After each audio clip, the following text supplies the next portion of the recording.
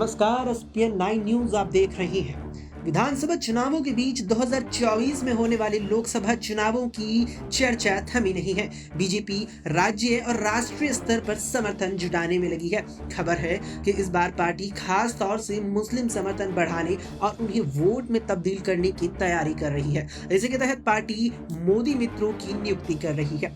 Reuters से बातचीत में बीजेपी अल्पसंख्यक मोर्चा के अध्यक्ष जमाल सिद्दीकी बताते हैं कि पार्टी शिक्षक, उद्यमी, मौलानाओं और रिटायर हो चुके सरकारी कर्मचारियों की तलाश कर रही है जो मोदी का मूल्यांकन करना चाहती हूं।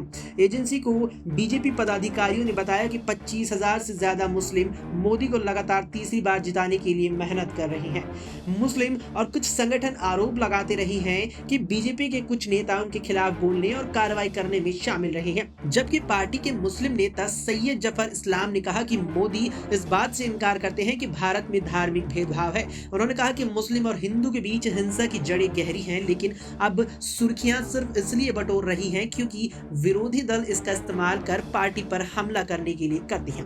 न्यूज एजेंसी के मुताबिक सिद्दीकी और मुस्लिम राजनीति के जानकार हिलाल अहमद बताते हैं कि पार्टी पहले क्षेत्रीय चुनावों में मुस्लिम समर्थन की मांग कर चुकी है, लेकिन राष्ट्रीय स्तर पर यह अभियान अपने आप में पहला है। अल्पसंख्यक मोर्चा के प्रवक्ता यासिर जिलानी का कहना है कि बीते 2 राष्ट्रीय चुनावों में पार्टी ने 9% मुस्लिम वोट हासिल किए थे और अगले साल 16% और 17% वोट का लक्ष्य है।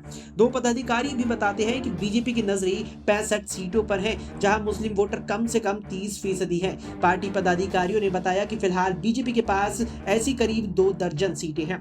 मुस्लिम महिलाओं के बीच बीजेपी पर्सनल लॉ में संशोधन की बात कर रही है। पसमानदा लेखक आमना बेगम अंसारी एजेंसी से बातचीत में कहती हैं कि आप कई और चीजों के लिए बीजेपी की आलोचना कर सकते हैं, लेकिन मुझे नहीं लगता कि इस सरकार के अलावा कोई और पर्सनल लॉ में बदलाव की इच्छा रखता है।